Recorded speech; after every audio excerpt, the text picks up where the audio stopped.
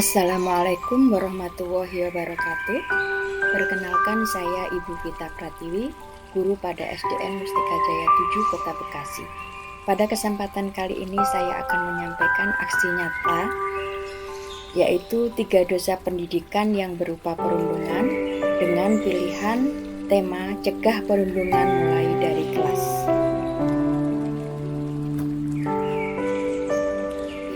Saya mulai dari penjelasan tentang pengertian perundungan.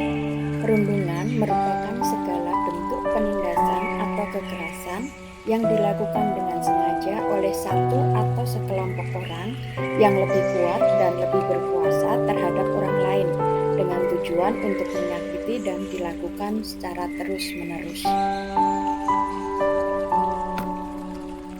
Kemudian untuk jenis-jenis perundungan di sini ada 5 kategori perundungan. Yang pertama, verbal bullying atau perundungan verbal. Yang kedua, physical bullying atau perundungan fisik. Yang ketiga, social bullying atau perundungan sosial. Yang keempat, cyber bullying atau perundungan dunia maya. Dan yang terakhir, yang kelima adalah sexual bullying atau perundungan seksual. Untuk penjelasannya dari jenis-jenis perundungan, saya mulai penjelasan dari perundungan yang merupakan kategori pertama, yaitu verbal bullying atau perundungan verbal. Biasanya merupakan kalimat kasar atau ajekan yang ditujukan kepada seseorang. Untuk kategori yang kedua yaitu physical bullying atau perundungan fisik. Merupakan penindasan fisik, dapat berupa pukulan atau aksi yang meninggalkan bekas atau luka pada tubuh korbannya. Juga dapat berupa menghadang di tengah jalan, menggertak dengan membawa rombongan atau melempar dengan benda-benda kecil. Jenis perundungan kategori yang ketiga yaitu social bullying, yaitu perundungan sosial. Dapat berupa pengucilan atau intimidasi tidak langsung yang dilakukan secara berkelompok terhadap seseorang. Kita lanjutkan penjelasannya untuk jenis perundungan kategori yang keempat, yaitu cyberbullying atau perundungan dunia maya. Bisa berupa status atau unggahan gambar bernada negatif yang ditunjukkan pada seseorang atau berupa obrolan via aplikasi chat yang mengintimidasi korban. Munculnya hater yang seringkali memberikan komentar-komentar pedas pada laman media sosial juga merupakan salah satu contoh perundungan dunia maya. Kita lanjutkan untuk jenis perundungan kategori yang kelima atau yang terakhir, yaitu sexual bullying atau yang disebut dengan perundungan seksual. Dapat berupa tindakan menyentuh bagian-bagian terlarang seseorang. Bentuk perundungan seksual yang cukup memprihatinkan adalah berupa pemerkosaan. Kita lanjutkan untuk tindakan atau cara mencegah perundungan di satuan pendidikan. Yang pertama, kita bisa melakukan sosialisasi pemahaman perundungan di lingkungan sekolah. Yang kedua, sensitif terhadap situasi dan kebutuhan korban. Yang ketiga, membuat kebijakan terkait aksi perundungan. Kemudian yang keempat, memastikan jalur komunikasi yang terbuka untuk melaporkan kasus perundungan. Yang kelima atau yang terakhir, mengadakan kegiatan anti perundungan. Setelah kita memahami bagaimana tindakan atau cara untuk pencegahan perundungan di satuan pendidikan, tindakan selanjutnya yang perlu kita kerjakan adalah pentingnya empati untuk mencegah perundungan, yaitu menanamkan rasa empati kepada peserta didik kita. Berdasarkan dari pemahaman tentang empati adalah kemampuan untuk memahami bagaimana perasaan orang lain atau memahami bagaimana situasi yang sedang dihadapi oleh orang lain. Mengajarkan empati sejak dini pada anak sangat penting supaya anak dapat mengembangkan kemampuan emosional yang diperlukan saat mereka dewasa kelak. Empati adalah fondasi dari semua hubungan yang sehat. Saya lanjutkan untuk penjelasan tip mengatasi bullying perundungan di sekolah. Yang pertama, deteksi tindakan bullying sejak dini. 2. Memberikan sosialisasi terkait bullying. 3. Memberikan dukungan kepada korban. 4. Membuat peraturan yang tegas tentang bullying. 5. Memberikan teladan atau contoh yang baik. 6. Melaporkan tindakan bullying. 7. Membantu pelaku menghentikan perilaku buruknya. Berikut ini adalah kegiatan yang saya dan anak didik saya lakukan di sekolah yang berupa mencegah perundungan mulai dari kelas yang merupakan pilihan tema pada aksi nyata kali ini. Kegiatan pertama yang saya lakukan beserta anak didik saya di sekolah saya adalah yang pertama, saya memetakan peserta didik saya atau murid saya berdasarkan kesiapan belajar, minat, dan preferensi belajar. Untuk kesiapan belajar, kita bisa membaginya dalam 3 kategori, yaitu siswa yang dapat bermain peran secara berurutan, siswa yang bermain peran belum secara berurutan, dan siswa yang tidak dapat bermain peran dan belum secara berurutan. Kemudian, untuk pemetaan minat, kita bisa memetakan menjadi 3 kategori, memilih untuk bermain peran, bercerita, atau menulis.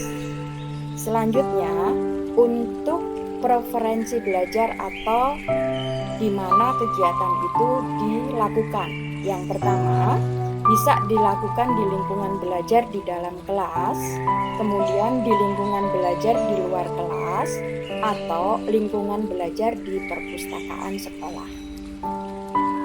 Kemudian untuk kegiatan selanjutnya yaitu merencanakan kegiatan bermain peran, karena banyak di antara siswa yang memilih untuk minat mereka masuk ke dalam kegiatan bermain peran.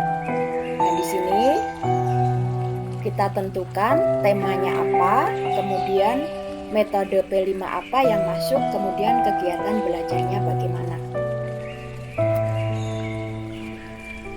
Dalam kegiatan bermain peran ini, saya membagi 3 jenis kegiatan, yaitu kegiatan awal, kegiatan inti, dan kegiatan akhir. Dalam kegiatan atau fase tersebut, ada beberapa hal atau tindakan yang harus dijalankan. Untuk kegiatan awal, di sini ada beberapa fase atau tindakan. Yang pertama, membaca salam dan berdoa. Kemudian yang kedua, guru memberikan motivasi belajar dan apresiasi dalam pembelajaran. Yang ketiga, guru membuat keyakinan kelas bersama siswa di dalam kelas. Dan yang keempat, guru menyampaikan tujuan pembelajaran.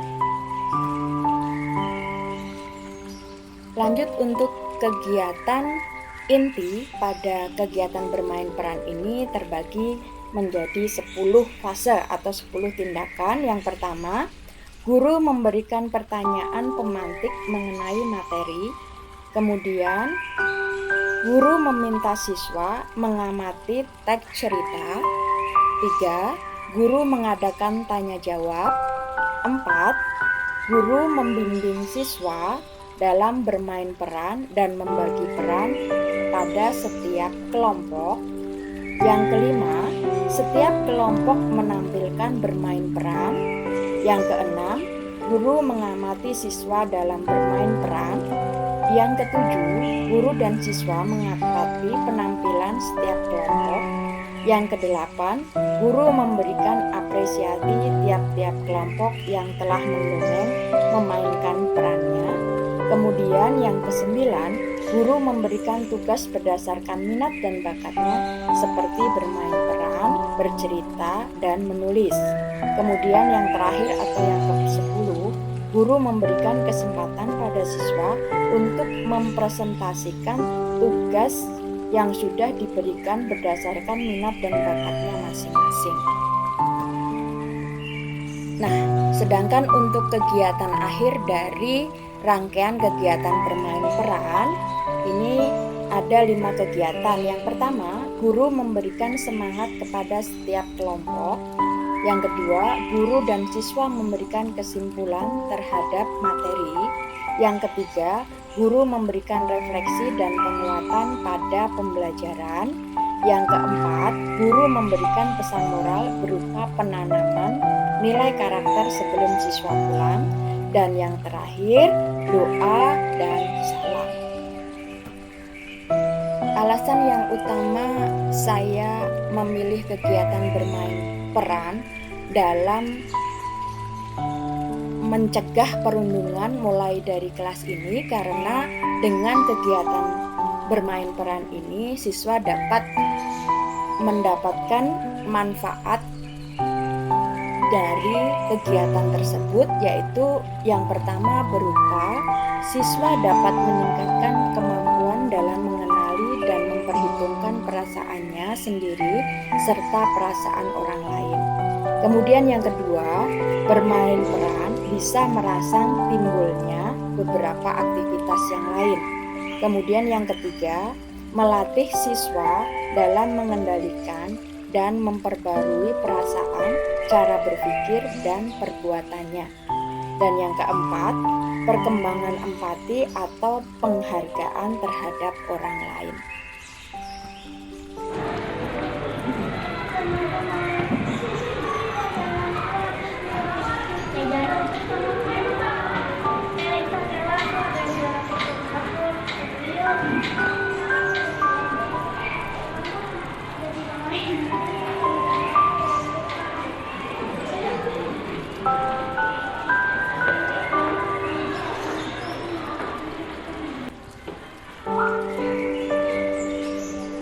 Oke, terima kasih. Ayo, Gi.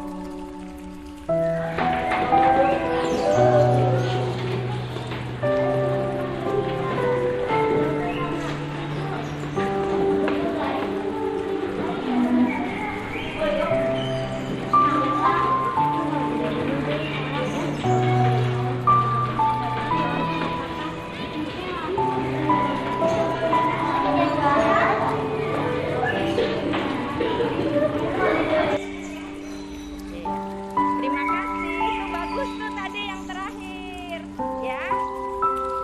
Kemudian untuk kesimpulan dari kegiatan yang sudah saya lakukan dan siswa-siswi saya lakukan di dalam kegiatan bermain peran sebagai upaya untuk mencegah perundungan mulai dari kelas.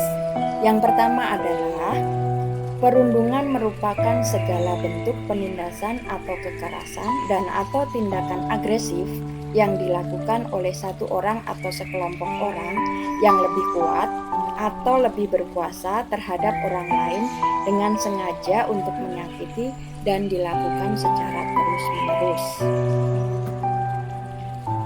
Kemudian, kesimpulan yang kedua, perundungan sangat berdampak negatif bagi perkembangan karakter peserta didik. Oleh karena itu, semua komponen harus berperan aktif untuk mencegah perundungan. Dan untuk kesimpulan yang ketiga, cara mencegah perundungan, sosialisasi pemahaman perundungan di lingkungan sekolah, sensitif terhadap situasi dan kebutuhan korban perundungan, membuat kebijakan yang terkait aksi perundungan, memastikan jalur komunikasi yang terbuka untuk melaporkan kasus perundungan dan mengadakan kegiatan anti perundungan.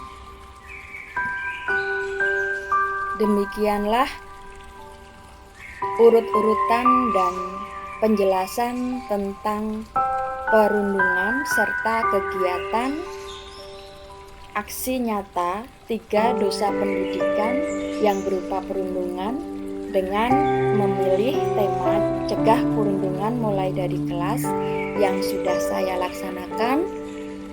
Mudah-mudahan bermanfaat bagi Bapak Ibu guru sekalian.